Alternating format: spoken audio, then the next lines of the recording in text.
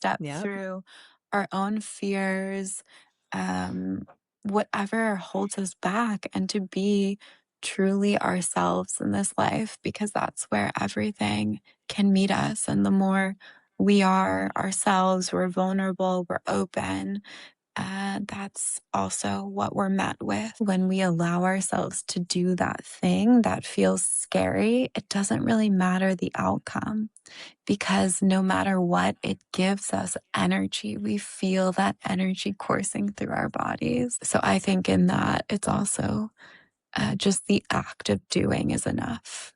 The outcome Yeah. doesn't really matter. Hi, I'm Mickelle Weber, founder of House of Peregrine. This show is for life abroad and those crafting their life story with intention. I bring you conversations about international finances, meaning making, relationships, and parenting. I bring on the experts to help you on your journey so that you can connect more deeply with yourself, people around you, and the place you currently call home. Find out more at houseofperegrine.com. You can find exclusive guides, products, software, and a community that's waiting to welcome you. Welcome to House of Peregrine. Hello, everyone, and welcome to the House of Peregrine podcast. Today, we're talking about that moment when you can feel you're changing, but you can't quite name what's happening yet. These moments may happen to everyone, but can be even more frequent and have bigger consequences when you live abroad. Today, my guest is Jewel Mondros, an energetic consultant, intuitive healer, and frequency guide who works with people and spaces, supporting clients in reconnecting to their intuition, inner voice, and authentic expression. Jewel's work is rooted in real transformation, and her path into it began through her own healing crisis, when she realized the answers she needed weren't going to come from doing more, but from listening to herself differently. Her retreats have been featured in Elle, and she's also the creator of the Ritual Soul Oracle deck. Today, we're going to explore energy in a way that's grounded and human, how to tune into your own intuition, and how to trust the version of you that's emerging. If you've been feeling a little untethered or like you're standing at the edge of a new version of yourself, today's episode is for you. For those of you who may be new here, I'm Mickelle Weber, founder and host of the House of Peregrine podcast. Thanks for being here and welcome. Welcome, Jewel. I'm really excited for this conversation. Thank you so much for joining me today. Thank you for having me. Yes, perfect. So I want to start out, just gave that introduction, and it's, can mean different things to different people. So I would love to hear you quickly tell us your peregrine story. You've lived and been to a few places yourself, and then maybe give us a quick explanation of what it is you do in your own words. Yeah, I love it. So I've lived back and forth in Europe probably about the past 13 years. Actually, my first time abroad on this side of the world was studying in Rome. When I was 20, 21, I studied fine arts. And one thing led to another. I was in Germany for the next semester. Went back to the States and then finished university. And then quickly, I think within days of graduating, went back to Europe, was an au pair. I think I was just doing anything that resonated to be able to travel and experience the world. So I was an au pair, and I would also just paint, and I would have little exhibitions when I went home and sell my art and then go back to Europe. And so that was my journey for a while. I had many love experiences, I would say, which is relevant because that's actually how I learned the tarot. Oh, nice. When I was also in Rome, when I was 21, I was gifted my first tarot deck, and, feeling a bit untethered. I think that's the word you have used. Yeah. Is definitely relevant living abroad and searching and not having that home base. So for me to have the tarot with me, I would pull cards, and that really supported me. I would learn just from pulling my own cards and pulling cards for others eventually. I think maybe 5 years in, I lived in Berlin, and then I started doing readings for other people. And I worked as an artist assistant for this big artist there. I met who would be actually my reason for moving to Amsterdam.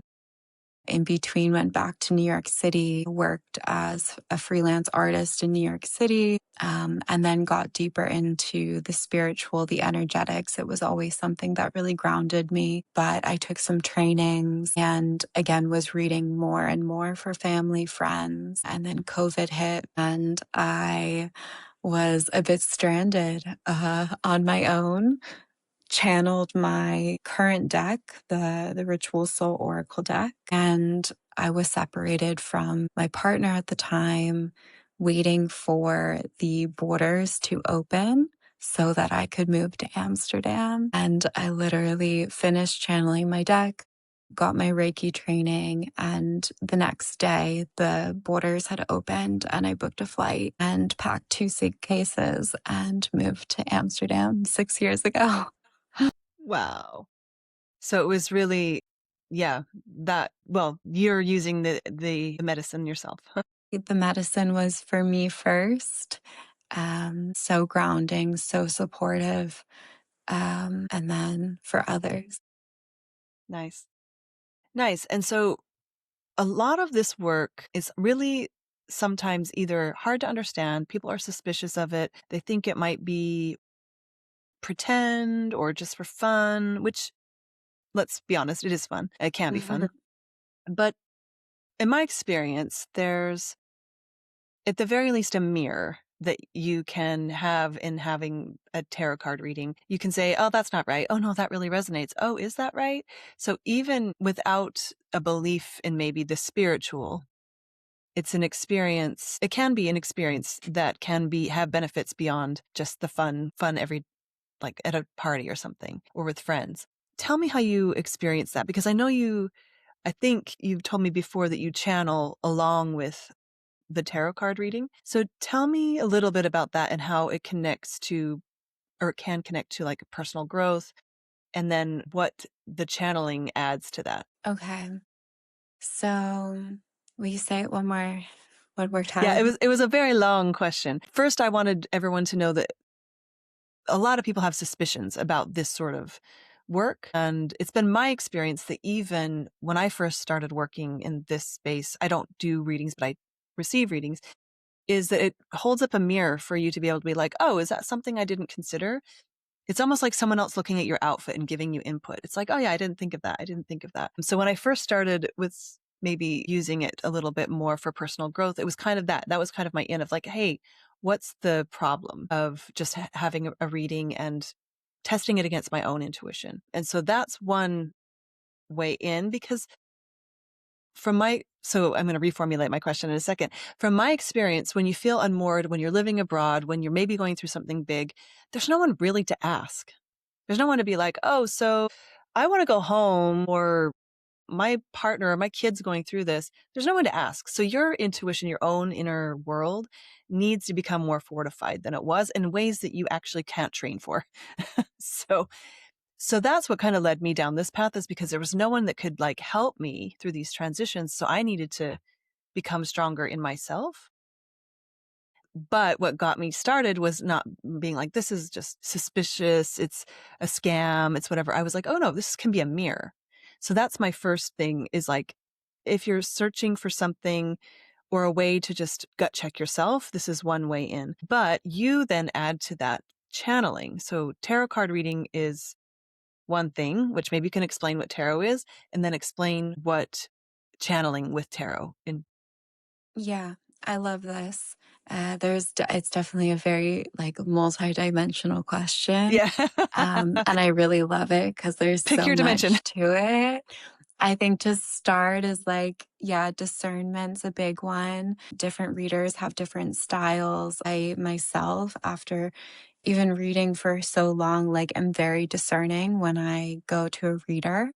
But whenever I find one that resonates, or I just use my intuition, right? We're using our intuition. We're going with who resonates. And when I give a reading and when I receive a reading, what really comes through is like, this is like a prayer for the soul. So it really feels in some ways like you can, if you're a good reader, if you're receiving a good reading, it's a prayer for the soul. Like you're held, your soul is held in this moment. You're being seen and you're allowing someone else to Again, be a mirror and hold space. It's a lot about space. We talked a little bit about space, and this is like the first thing is like the invisible spaces that are held. And for when I'm giving a reading, I think of it as what we discuss. I will ask a lot, does this resonate? Or what does this mean to you? And we're putting everything in space. So we're putting it out.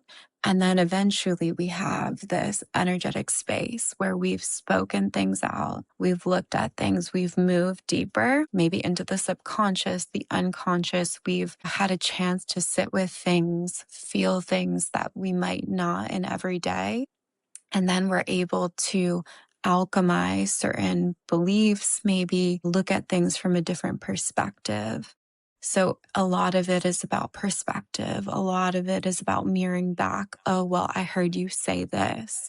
And then the person will be like, oh my gosh, like this has been on my heart and mind like this whole time, but I haven't thought about it like that, or I haven't even realized. So it's a lot about the chills and the things that resonate because they're already there.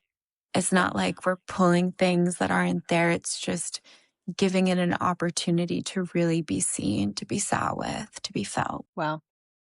And so you're reflecting back, like, I mean, there's some, like we've spoken about, there's a lot of modalities for growth.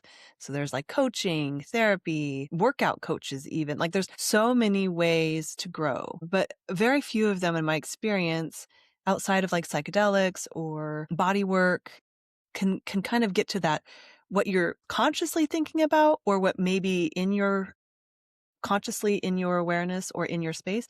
And then there's the subconscious layer, and then all the layers beneath that, the shadow layer, everything else. And shadow can be good and bad and scary and not scary, but it's just what you can't see consciously. And so you're taking the field and helping people take another look at it, maybe. Yeah, and go maybe a little bit deeper. And we're always going as deep as whoever is sitting in front of me is ready to go. So yeah, it's a co-creation. It's working together. Yeah, some people are very ready to go deep. Some people go deeper than they realize that they were ready to go, but they knew like it's a resonance. It's like it feels right. They just didn't expect it sometimes. Yeah. And I really love to go deep. So, it's always an honor and it's always great when someone is open and ready to go there. I always say this work is for those who are ready. That's all it is. Yeah. Yeah. And that can be said about a lot of work. I don't know. That's not even the right word. I don't even like the word modality, but any work in the subconscious world or in the ether or in the energy world is kind of like that. It's like psychedelics, like I said, in my experience, body work, but there are just some things you can't reach through therapy, coaching, writing, even. There are different layers, different things. So how does channeling come in? So tell us what tarot is exactly and how you use it. And then tell us about the channeling part.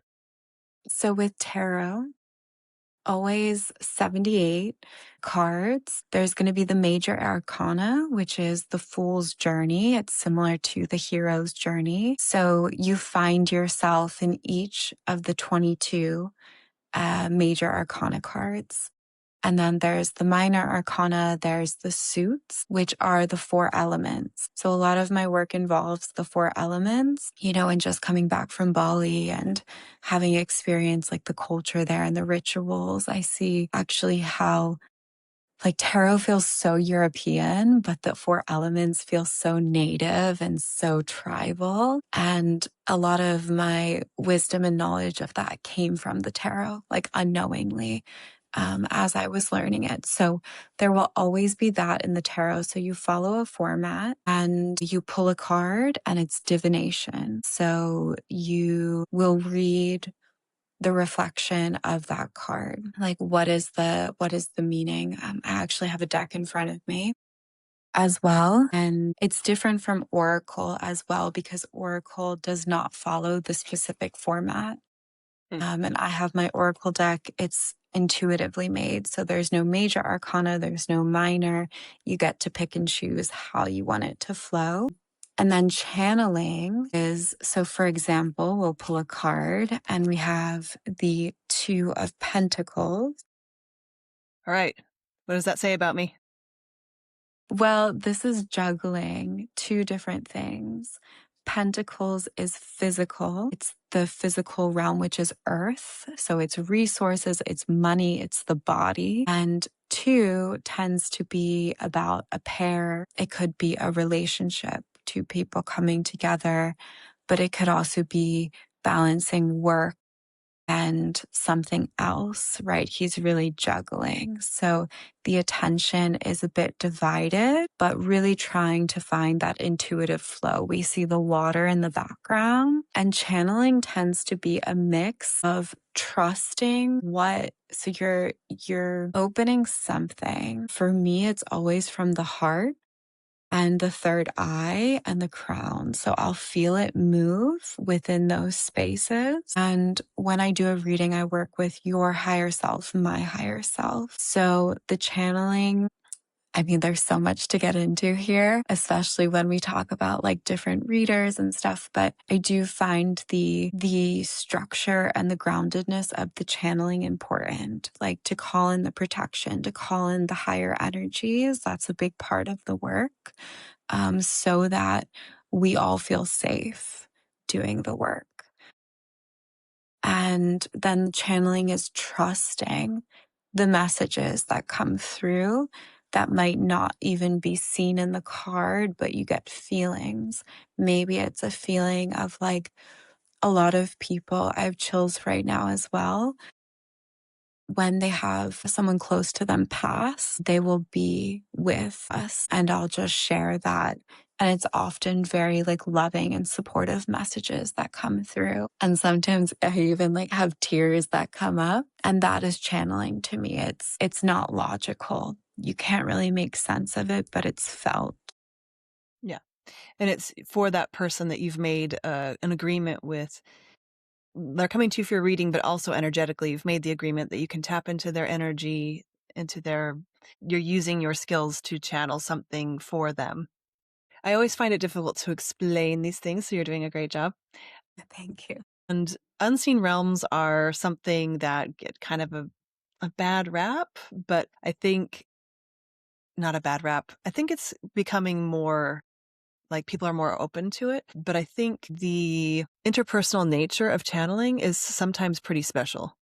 And so I think it's like having a therapy relationship or even a friendship. It's not really a friendship, but it's like letting people into your energy, letting them reflect what they see, what they're feeling. Yeah, it's really nice. So combining the two is kind of a nice gift.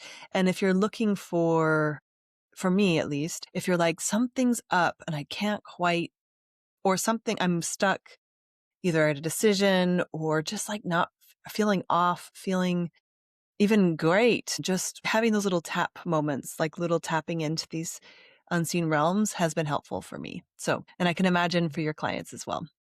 Okay. Totally. So if we were in a session, you would pull the first card, then you would channel what's coming through for you, for that person. And do they normally come with a question, or do you normally just let it intuitively go? Yeah, so I tend to ask, what is the intention when we begin? And it usually flows from there. Sometimes they don't have an intention. They're just like, I just want to know what's going on. Or, I just want to see what comes up. But other times people really know. It's like, yeah, I'm here to ground, or I'm here to receive, or I'm here to find clarity. And then we set the intention and tend to flow from there. Yeah, nice. I can imagine a process for someone who is in a big decision or a big inflection point. Say they're thinking of they need to move to another country, or they want to, or they're feeling off, or they need to make a career change. Those could be obvious moments to enter a process of rediscovery, relationship change. Those are big moments, right? And I imagine people come to you in that. And I would imagine a process like that could be like a combination of like coaching, your work, and maybe even psychedelics or revisioning, even vision board work, just to take a look at your life, what you're feeling, what's unseen. Is that something that I know you've done work with psychedelics. Tell us a little bit about that and how it relates to your work. Yes.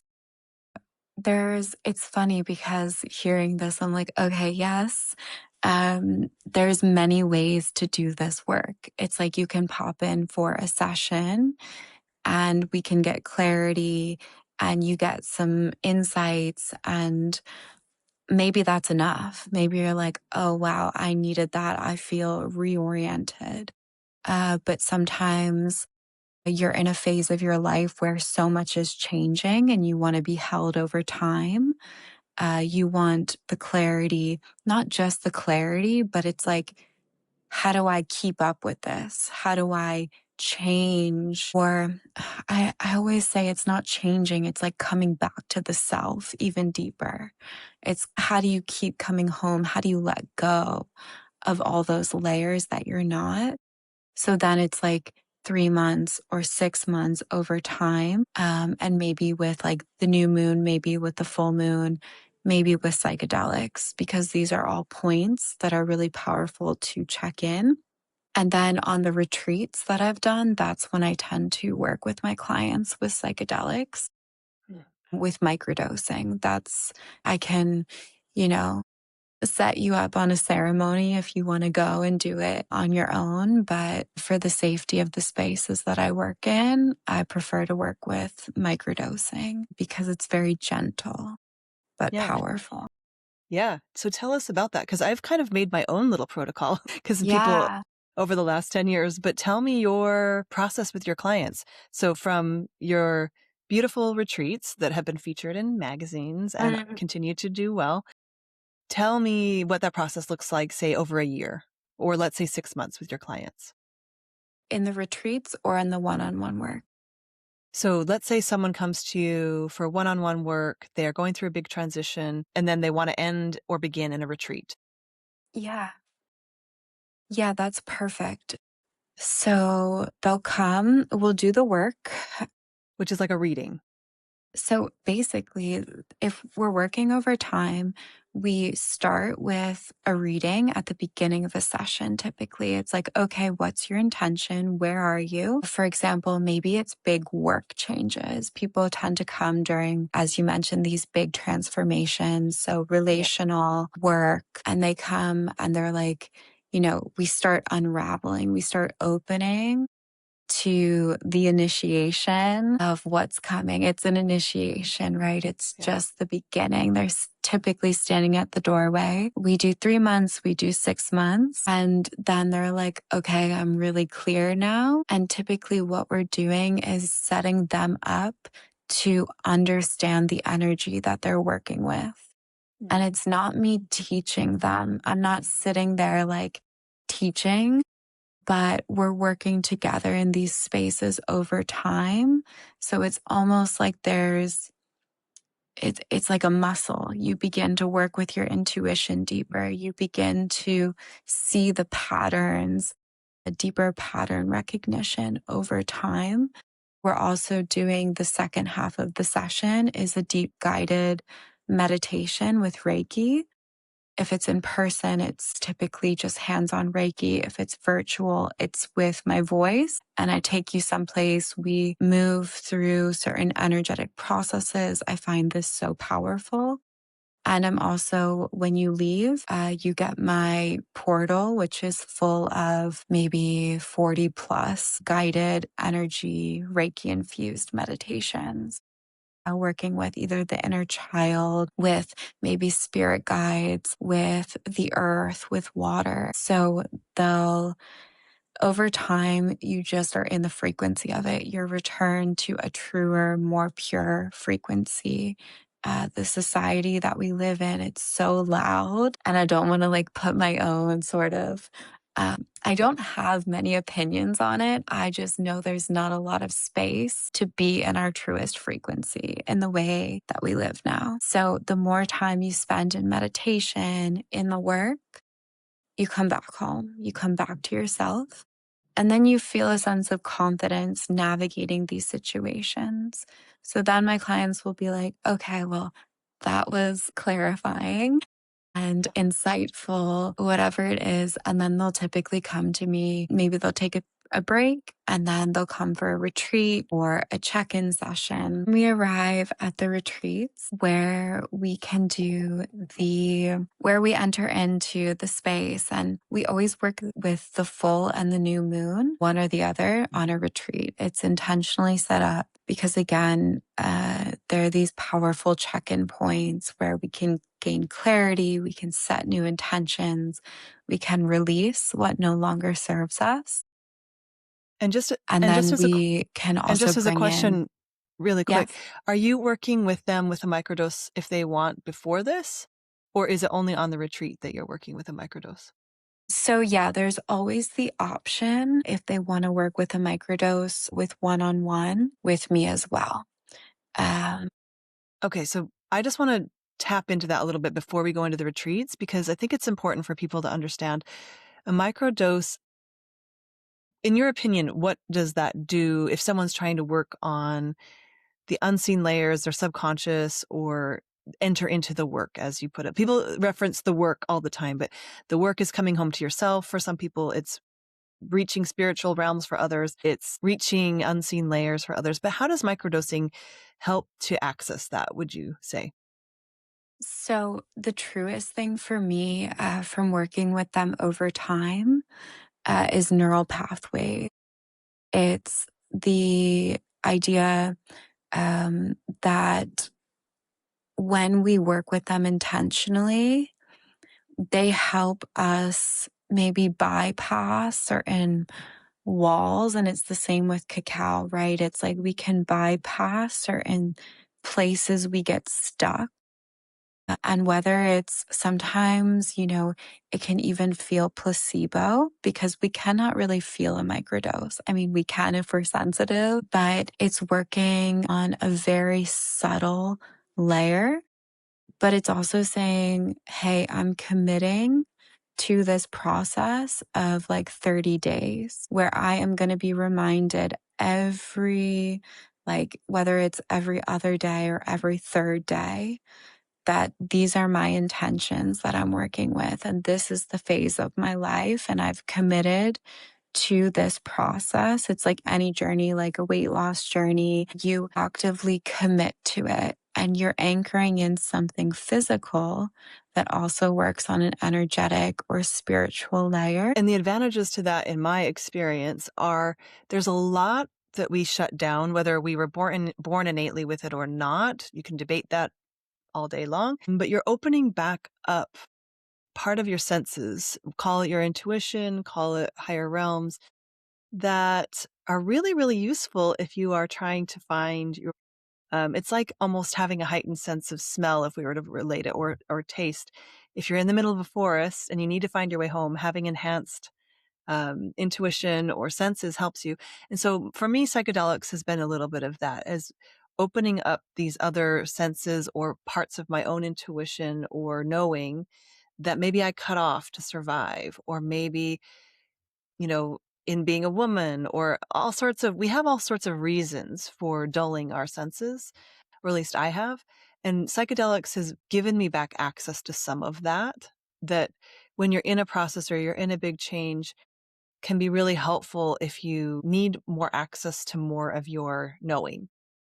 That's so beautiful. Yeah, it's becoming more sensitive.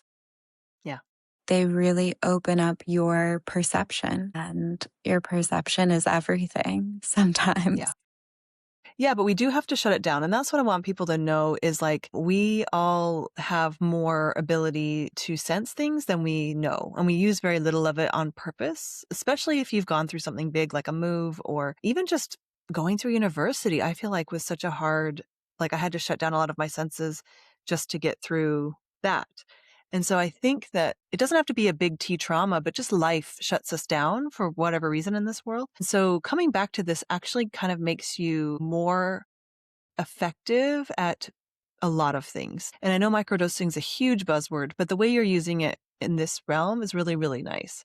And so I love how you're combining this. It's kind of a process I've made for myself, but I'm really glad you're doing it for others. Maybe I want to try it. But that having someone guide you to your intuition, to your center, and then staying with it over a prolonged time, having touch points back to it without doing like a hero's dose of psychedelics or doing something crazy. This is a very subtle, very stable, seeming to me, way to access parts of yourself that uses the power of psychedelics, but is a little bit more gentle. And I would say sometimes women respond better to this than maybe a hero's journey of psychedelics, which is so popular. Yeah. And like a hero's journey can be great for like its time and place. Yeah, of course. For Yeah. especially I found like in the beginning when you're kind of becoming more sensitive, you're becoming more trusting of yourself. There's more trauma to be moved from the body. It can really open those things up and can be, again, it's like a beautiful mirror.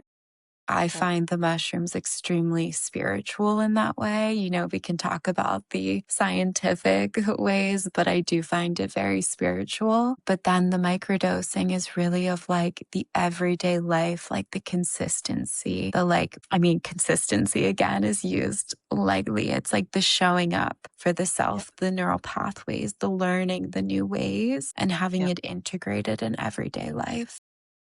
Yep. Yeah. And it's really like you're using a muscle. So now on to the retreat. So I feel like, so someone could work with you 1 reading, 2 readings over a few months with a microdose, without a microdose, but then they want to come to your beautiful retreats. So tell me a little bit about that process. Yeah, so the retreats are always, I call them energetic retreats. And they're always, so much of the work is about intuition. So it's trusting that the right people come together, that the right space is created, but also chosen. So typically, once I find the right space for a retreat, that's when I know I'm going to move forward with it. And typically, there's like 1 or 2 people who are already like kind of waiting for it. They're like, I'm in. And then, so it's like, okay, this is happening. And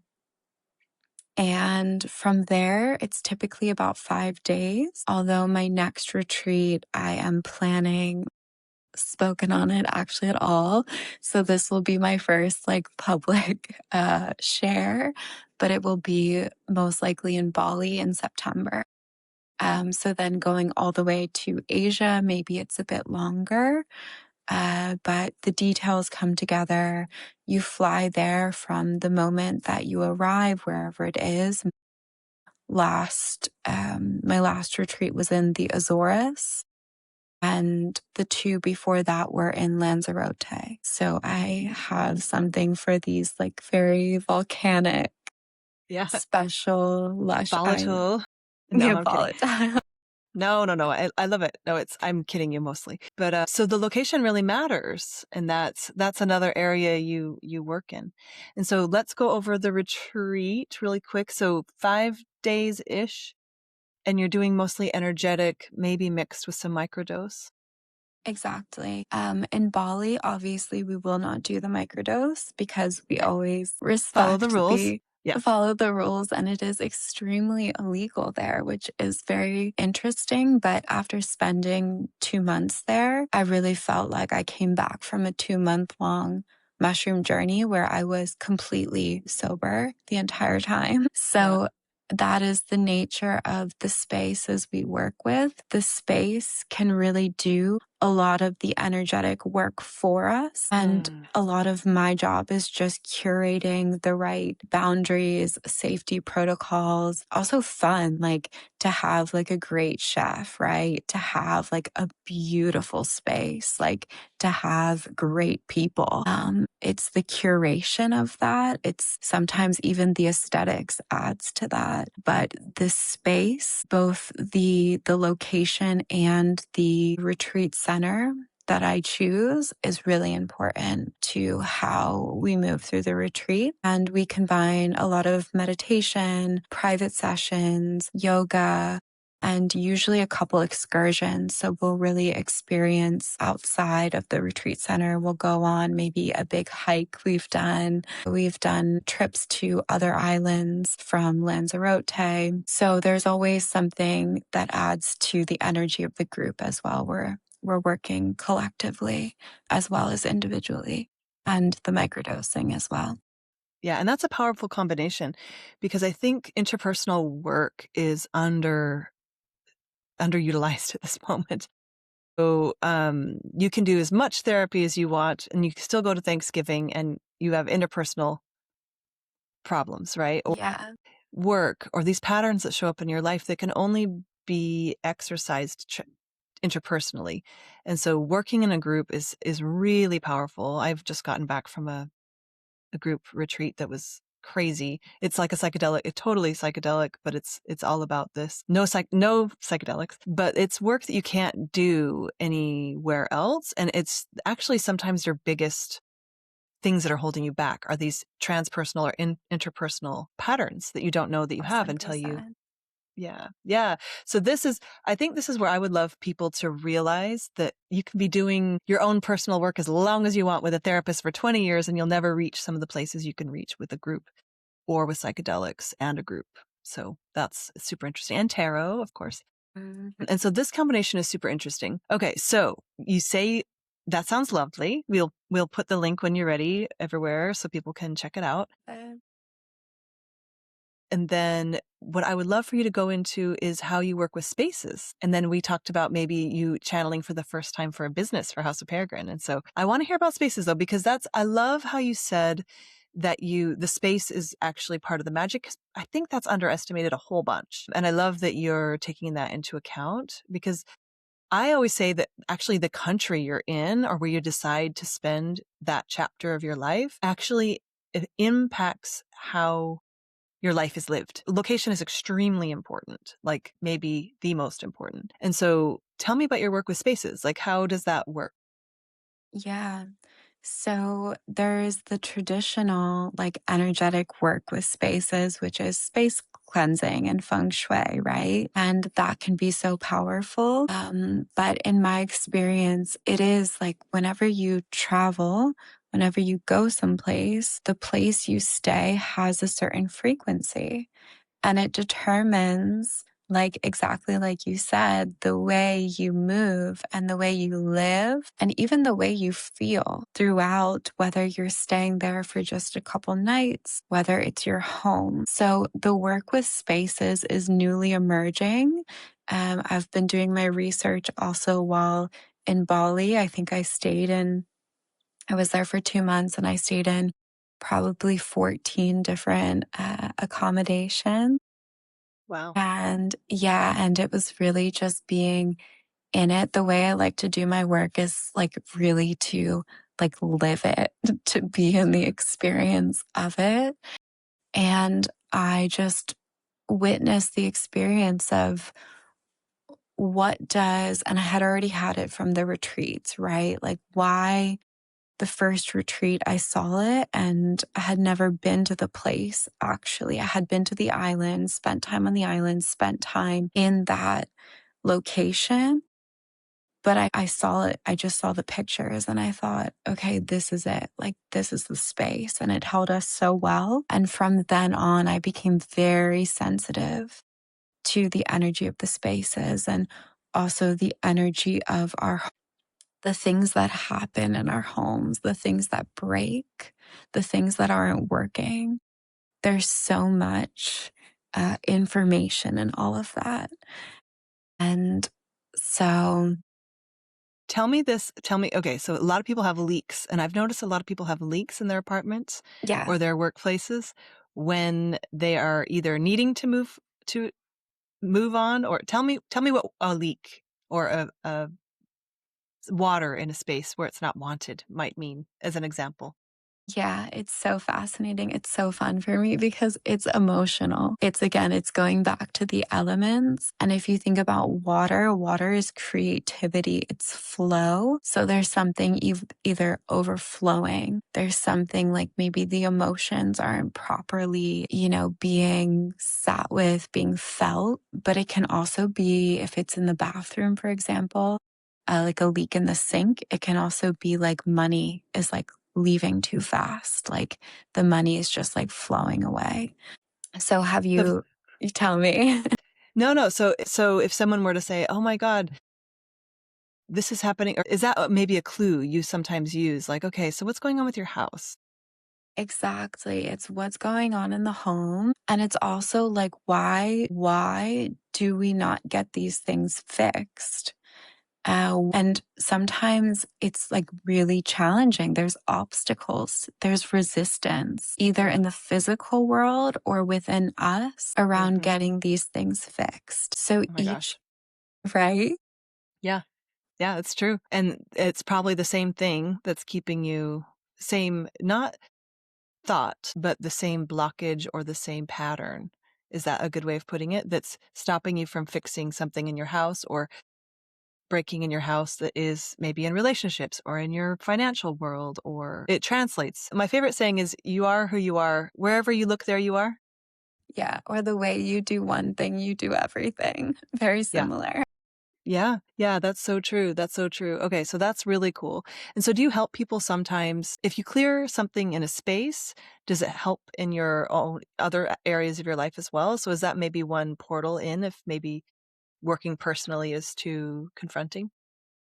Yes. So if you begin to work with your space, the inside also changes. It's inner and outer. Mm. So we can do a bit of work on the inside. And I will say that the truffles, the mushrooms have also taught me a lot about this, the clearing effect. If you just think about being in like a messy office, it's going to be really challenging to get the right amount to get the work done, to be in the flow. Yeah. If you think about being in like a beautiful office where everything's exactly where you need it, or at the very least, you have a couple of beautiful things to look at. And here's the thing, like, it's so important to work with like if we were working together, it would be different than like another person because you have very specific things that work for you and your energy. Because maybe you don't care so much about beauty. You're like, oh, I don't care. Like, I need function. So it's like, That would not be me, by the way. I wish. as soon as I said it, I had a feeling. I was Yeah, like, it's like, okay, not a good example. I'm a Libra. Me too. I wish beauty didn't. If I could be a functional girl, life would be different, but that is not how I roll. But yeah, I get it. So some people get really a lot of energy from things being functional, or maybe it doesn't bother them. Or people like me are like, if it's pretty, I'll make it work and it will give me energy. Exactly. Yeah. Yeah. So it's really unique and important to each person. But then, there's overarching things like the kitchen. The kitchen is the digestion, the nourishment, the fire of the space. There's the bathroom. It's where you let go. It's where you clean yourself. It's your closet is, if your closet's a mess, then what's going on in there? What else? Like, what's stuffed up in there, and clearing out the closet um, is so energetic. And so also the kitchen. So it's inner outer work. Yeah. Yeah, nice. Okay, well, everyone's going to look at their house differently now. Yes, Great. And then energetically, that's another thing that you can help with and help people give tips. So I want to move on to we talked about doing a reading for House of Peregrine, something you've never done before. I would love just a mini taste of what you with your if you're up for it still. absolutely. And then move into maybe a collective message for our peregrines if you can. I So love House of Peregrine, I'll just give you a little bit of peregrine means out. It's a bird that exists on every continent of the world, but it means outsider. And so it feels for me, this is an experience that we all have when we live abroad is you don't actually belong one place ever again. And so that's what we're all about, creating around with people who were having that experience and for. And then I don't know what else you need to know. Media, technology. When did you start House of Peregrine? Whoa, we got the sage going. Good job. Whoa, that was fast. Sorry, I put you on the spot. When did we start? We officially started during COVID. And when was that? 5-10 years ago? When? A lifetime? 2001? 2000? 2000. Is that right? 2020? 2020. Oh, sorry, 2020, Yeah. 2021. Yeah. So 2021, probably. Okay. Okay. And do you have an intention for House of Peregrine? Yeah, well, we're Or ready to grow in a certain direction. So I want to know if it has it has a life of its own that it wants to take. And so I would love some insight on that, I guess. okay. Insight and clarity on the path Hmm. ahead. Yep. Okay, interesting. And then I'm just going to pull one more overall. Okay, I am just going to start. I will always say take what resonates, leave what doesn't, and this will be a co-creation. So I might ask you questions as well. Yeah. Are you Yeah, sounds excited? good. Yeah, I'm excited. I'm excited and I'm watching children go up the stairs. So it's funny. Yes, I'm excited and thank you. Of course. So we're starting. I did a 3-card, 4-card spread. It's past, present, future, because the past always informs the present and the future. This was the past. So we have union. So obviously this was kind of the message I get that for you, actually, this was sort of a path to wholeness. This House of Peregrine has really created a sense of wholeness and integration within you. It was something that needed to come forth. Does that resonate? Hmm. Yeah. Yeah. So our present is level up. And this is your deck, right? This is your drawings? Yes, we're using the Ritual Beautiful. Soul Oracle deck, which I Nice. created. Yeah, beautiful. Level up. I like it. Yeah. So obviously that speaks of, I think you said it yourself, a level up, a new direction or something unfolding, an expansion in House of Peregrine. And it also says, self-love, doubt, celebrate, woo, fear as well. So all of these different feelings might be present as you're in the process of leveling up. It doesn't just come with the ease and the grace that we all imagine a level up to be.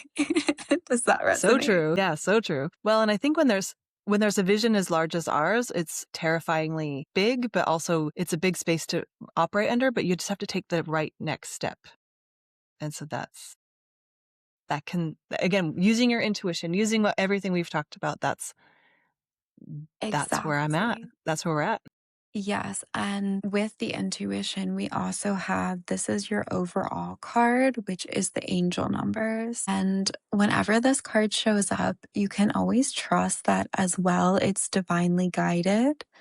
The message that I am getting in general about the overall energy of the business is, as you said, it has formed its own entity as businesses become. It's its own thing and it knows where it's headed. The energy of your business is big, it's energetic, it's moving, it's flowing, and it has its own sense of direction at this point. So you don't need to force it. I feel like that's an important message that your business wants to share with you, actually, is not to overthink it. Don't That is my weakness. overcomplicate That it. is my weakness. Libra. The mind is my weakness. No, that's awesome. It's your gift and your weakness, right? Because the mind can be an amazing tool. But I do feel like in the future, the biggest thing for you will just be getting out of your own way with it. Immediately, I feel like we're just sitting in the energy of the business and it's taking care of things. So if you do feel overwhelmed by the process that is expansion, because expansion, as much as it feels light and it feels fun, that's why people come and do this work, is because it's Yep. challenging Yep. and sometimes it hurts. So you can allow for yourself to like sit in the energy of your business. I get the colors like silver, black, white, and let it like be sparkly. Let it give you what it needs or what you need. And when you feel rested and nourished in it, it will feel confident to continue to do what it needs. So that is the messages from House of Peregrine and for House of Peregrine. Wow. Fantastic. It's so unintuitive, but it's a lesson I keep learning. So those are very resonant messages with my overall patterns and things that I needed reminders of. So that was very, very good. Thank you. I love that. And shall we pull a card or two for the listeners? Yes. So explain how this works for the listeners, for our peregrines. Yeah, so I'm just going to invite us all to close our eyes for 2 seconds and to take a deep breath in, maybe hand on the heart and breathing out. And I'm going to suggest or recommend that you have an intention, maybe a word. Maybe it's nourish, maybe it's clarity, maybe it's receive, maybe it's beauty, maybe it's flow. What do you need most today? And I am going to pull a card and it's for the collective. And I'm going to set the intention from my higher self to yours that you receive what's needed. You can say in your mind, I am open to receiving. Okay. So we have one card. We have very cute cards. So this is for our collective, for me, for you, for our listeners today, for who it resonates for. And we got the first card is fear. So, yeah, whatever fear, like fear will always be there. Fear always comes up. Fear is also, we contract, but the message is really stepping through the fear. Whatever you want, whatever you need is on the other side of fear. So what steps can you take? Can you even just sit with the fear? Maybe that's all that's needed is just to be like, oh, where is this coming from? Like, where is this coming from? What is this trying to teach me? And it doesn't have to be like this big thing. It can just be a moment where you tap in. And then the next card is vulnerability will set you free. Those So two cards together are terrifying, but great. they're terrifying. I wanted something a little bit lighter for us, but to be honest, it's probably what we all need, right? To step Yeah. through our own fears, whatever holds us back, and to be truly ourselves in this life, because that's where everything can meet us. And the more we are ourselves, we're vulnerable, we're open, that's also what we're met with, the universe. So I think they're beautiful cards, not the easiest cards, but I think that they can definitely be helpers. Yeah, absolutely. And I think that people, I mean, it feels like we're at a moment collectively where there's just a lot of uncertainty. And so I think keeping, especially if you're living globally, amplifies anything going on in the collective. And so I think that for me, that staying vulnerable is the hardest part if you're going through something. If you're fearful, staying open and vulnerable is actually your greatest weapon, but it's hardest to do. It's so challenging sometimes because also I think we're not taught that it's safe to be vulnerable, but we really create that safety within ourselves as well. And I always think with the fear card, it's like there's the somatic feeling of fear. But actually, when we allow ourselves to do that thing that feels scary, it doesn't really matter the outcome because no matter what, it gives us energy. We feel that energy coursing through our bodies. So I think in that, it's also just the act of doing is enough. The outcome Yeah. doesn't really matter, which is a nice reminder. Being brave is the exercise. It is the exercise. That's amazing. Well, did we do all the cards already? Yeah. Do we I'm have not any cutting you short. last? Good. Okay. Yeah. Do you have any last questions for the cards? What would so this is a question that comes from not having, so people say this, what we've said all the time, right? Like, step into your fears, vulnerability. I would just like to bring in discernment as well. Because sometimes in our audience and people that we're speaking to, the brave thing can be massive, but then it's massively. So let's say you get divorced in your home country and you get divorced abroad. Those are two different scales and magnetism of effects. So discernment, of course, but also I would like to ask the cards, what is it, maybe an unexpected feeling that you've stepped through something, even if it's not the result you want? Okay, what is an unexpected feeling? Like an That indication that an you've stepped through that indication. fear. Yeah. It says, don't let it define you.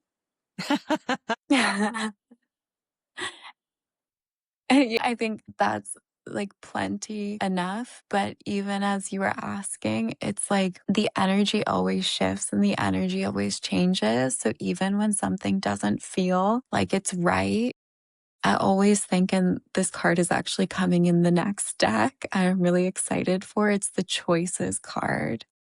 And I always believe that with working with energy, no matter where we are, because we've all had moments where we're like, shit, should I have made that choice? Was that like the dumbest choice? And also like living abroad and having things to think about, like visas, like all of that. So there is more. There's more at stake. But I always believe that with these choices, we're always ending up where we're meant to be anyway. So if we cannot, we can panic. Like I'm all for a good panic. That's part of the process as well. I'm like, if you need to smoke a cigarette and panic for 5 seconds, just don't let it become your whole future. Just do what you need to do, get it out, and then realize the energy always shifts. It always changes. And you'll end up in the right place. You never fuck it up. It always works out.